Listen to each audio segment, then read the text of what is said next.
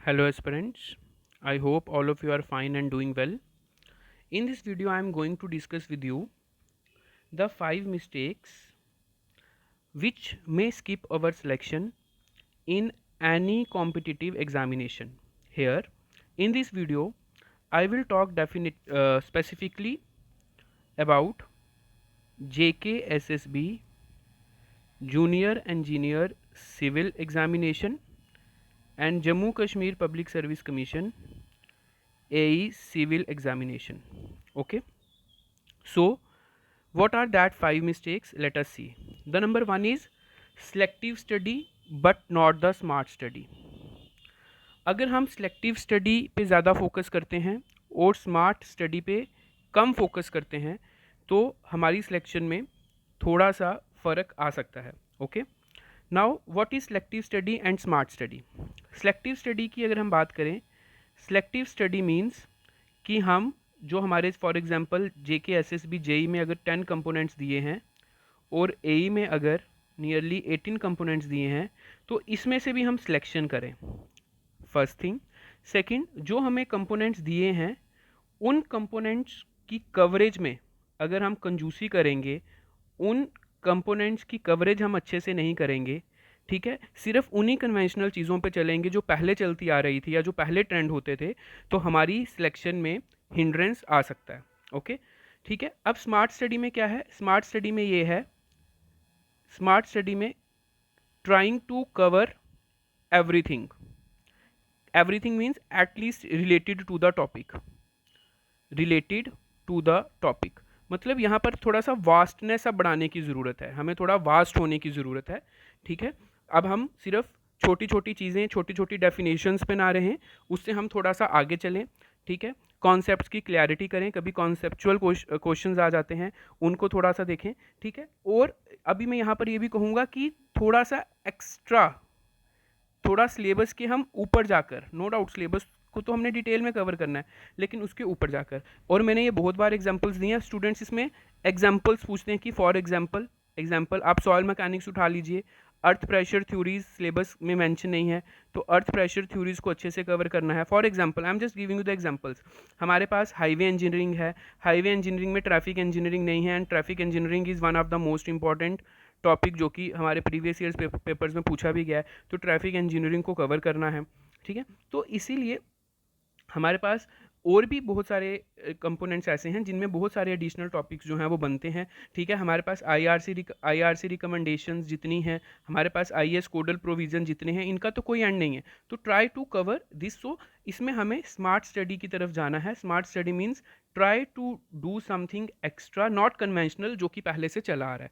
ठीक है, और सिलेक्टिव स्टडी का तो अब हम बिल्कुल सोच भी नहीं सकते कि हम जितने कंपोनेंट्स दिए हैं उनको बिल्कुल भी कवर ना करें, या किसी को ज़्यादा अच्छे से करें, किसी को कम से कर रहे हैं. ठीक है, तो इसीलिए क्योंकि वेटेज मोर एंड लेस आप देखोगे, आज आकर जो वेटेज है वो सेम ही हो जाएगी. ठीक है, अगर किसी सब्जेक्ट में 5 नंबर का फ़र्क है भी, तो ज़रूरी नहीं है कि क्वेश्चंस उतने ही आएंगे जितने वहाँ पर वो लगे हैं. तो इसीलिए ऑन एन एवरेज अगर हम देखें, कवरेज जो है खासकर जेई एग्जामिनेशन में, I am not talking about examination, JKSSB JE examination में कवरेज आ जाकर जो है नियरली सेम है. ठीक है, next, avoiding revision and test. देखिए ये तो बहुत इंपॉर्टेंट एस्पेक्ट है.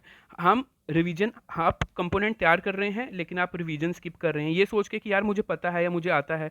या जब आप नोटबुक या अपने नोट्स ओपन करते हो तो आपको लगता है कि नहीं, आपको ये बहुत अच्छे से आता है, और आप टेस्ट स्किप कर रहे हो. टेस्ट कहीं पर भी अगर आप टेस्ट सीरीज़ दे रहे हैं, या फिर आपने अपना टेस्ट शेड्यूल बनाया है, या आप अपने टेस्ट बनाते हैं, या फिर आप कहीं पर जो आपके बुक्स हैं उनको आप अपना एज ए टेस्ट पेपर मान के सॉल्व करते हैं, तो अगर आप उसको अवॉइड कर रहे हैं तो वो बहुत बड़ा मिस्टेक है. ठीक है, रिवीजन, ये हमारे जो सिविल इंजीनियरिंग के सब्जेक्ट्स या इंजीनियरिंग बेस्ड सब्जेक्ट्स हैं, these all are technical subjects, जिनको हम 7 डेज, 14 डेज, आफ्टर 21 डेज हमें रिवाइज करना ही पड़ता है. अदरवाइज आप उन चीज़ों को भूल जाएंगे. आप फार्मूला कॉन्सेप्ट फिर भी आप याद रखेंगे मोर एंड लेस, लेकिन आप फार्मूला भूल जाएंगे. ठीक है, कुछ कुछ चीज़ें ऐसी हैं, कुछ कुछ वैल्यूज़ ऐसी हैं जो हमें याद रखनी है, हम वो भूल जाएंगे.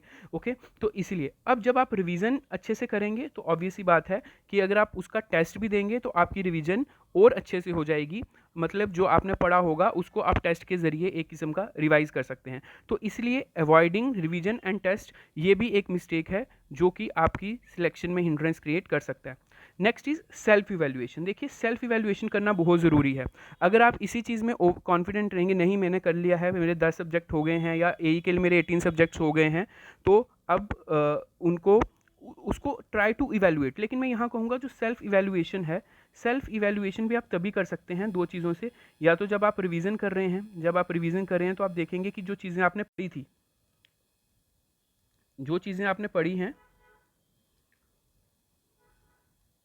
जो चीज़ें आपने पढ़ी हैं उनका जो है आप कितना याद रखा है आपने, या कितनी चीज़ें आपको याद हैं, तो वो रिवीजन से पता चलेगा। दूसरा यहाँ पर फिर से वही बात है, टेस्ट। सेल्फ इवैल्यूएशन आपको टेस्ट बता सकते हैं आपको कि आप कितने पानी में हैं या आपको कितनी ज़रूरत है। तो इसीलिए टाइम टू टाइम अपना सेल्फ इवैल्यूएशन करना related to the subject and ultimately last में द होल सिलेबस, तो वो बहुत ज़रूरी है। तो सेल्फ इवैल्यूएशन की आप अपनी स्टेजेस बना सकते हैं कि इस दिन मैं अपने आप को सेल्फ इवैल्यूएट करूँगा for the component soil mechanics. मैं सॉइल मैकेनिक्स में अपना इवैल्यूएशन करूँगा कि मेरे को कितना याद है या कितना आता है, या जो कंपोनेंट आप 10 दिन पहले पढ़ चुके हैं, ख़त्म कर चुके हैं, उसमें आप अपने आप को सेल्फ इवैल्यूएट करेंगे। तो please remember that self evaluation is also very very important, जो कि आपको बताएगी कि हाँ आपका सब्जेक्ट जो है 100% आपने कवर तो कर लिया है। नाउ अब वो फाइनली आपके एग्जाम के लिए कितने परसेंट जो है तैयार है। क्या वो 50% तैयार है? क्या आप उसमें 70% चीज़ें आप आज भी अच्छे से याद रख पा रहे हो? क्या आप 85% उसमें अच्छे से याद रख पा रहे हो? तो जो पेंडिंग है, जो रिमेनिंग है, उस पर फोकस करना। ओके, तो that will help you to complete the topic and to complete the component very efficiently and effectively. Next is not studying as per time table and schedule. देखिए ये भी बहुत इंपॉर्टेंट एस्पेक्ट है कि अगर हम इसको मिस करें तो हमारी सिलेक्शन में प्रॉब्लम आ सकता है। देखिए हमारा टाइम टेबल और शेड्यूल से हमें क्या फ़र्क लगता है या क्या हमें इसमें गेन होता है, वो मैं आपको बताता हूँ।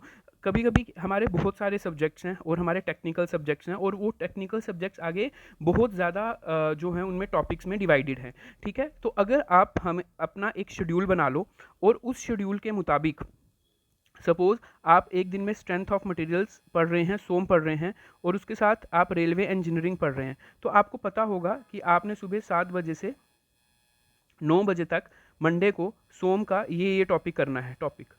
ओके, उसके बाद आपने 9 से 10 ब्रेक लेना है, 10 से 12 आपका जो टाइम है मंडे को आपने रेलवे के ये टॉपिक पढ़ना है। उससे क्या होगा, जब आपका शेड्यूल रेडी होगा तो आपको कभी भी सोचने की ज़रूरत नहीं पड़ेगी कि मंडे को मैंने 7 बजे से 9 बजे तक क्या करना है या 10 बजे से 12 बजे तक क्या करना है। आपका शेड्यूल प्रिपेयर है, आपको एक नोटबुक, दूसरी नोटबुक, तीसरी नोटबुक, नोट्स, बुक्स खोलने की ज़रूरत नहीं पड़ेगी। यू विल डायरेक्टली जो भी आपका सोम का शेड्यूल होगा, सपोज आपने SFD BMD पढ़ना है और बेंडिंग स्ट्रेसेस पढ़ने हैं, आपने प्रिंसिपल स्ट्रेसेस पढ़ने हैं, तो आप डायरेक्टली इन टॉपिक्स पे जाओगे, इनको पढ़ोगे और इनके ऑब्जेक्टिव्स जो भी आप जैसे भी आपका प्रोसीजर है पढ़ने का, आप उसको टेकअप करोगे। इसीलिए टाइम टेबल बनाना और उसके मुताबिक चलना और उसको कवर करना।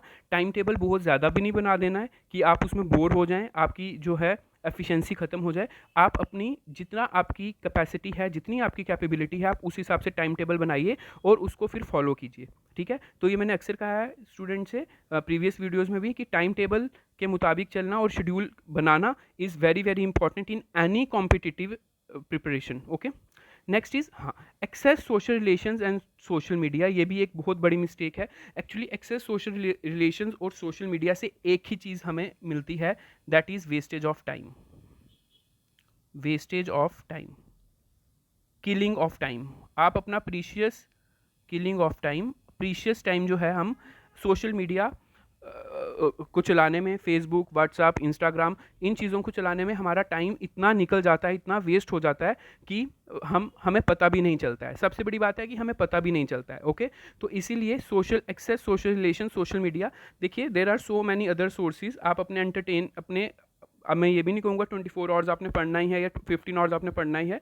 There are so many other ways. You can sit with the family, you can have discussions with your family, you can watch television also. But social media से जो है ये चीज़ें आपका ज़्यादा टाइम किल करेंगी, ठीक है, और ज़्यादा टाइम वेस्ट करेंगी as compare to other sources. Okay, तो इसीलिए हम कुछ और इसके अलावा कुछ और भी कर सकते हैं अपने फ्री टाइम पर।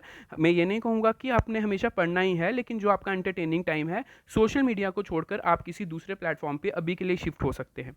ओके, सो ये 5 चीज़ें हैं जिनको आपको जो है अवॉइड करना चाहिए। ठीक है, और अगर आप इनको अवॉइड करेंगे तो आपको बहुत हेल्प मिलेगी अपने कॉम्पिटिटिव एग्ज़ाम की प्रिपरेशन में, और फाइनली जब आप प्रिपरेशन अच्छे से करेंगे तो आप सिलेक्शन में आपको बहुत आसानी रहेगी। Okay, thank you so much and best of luck.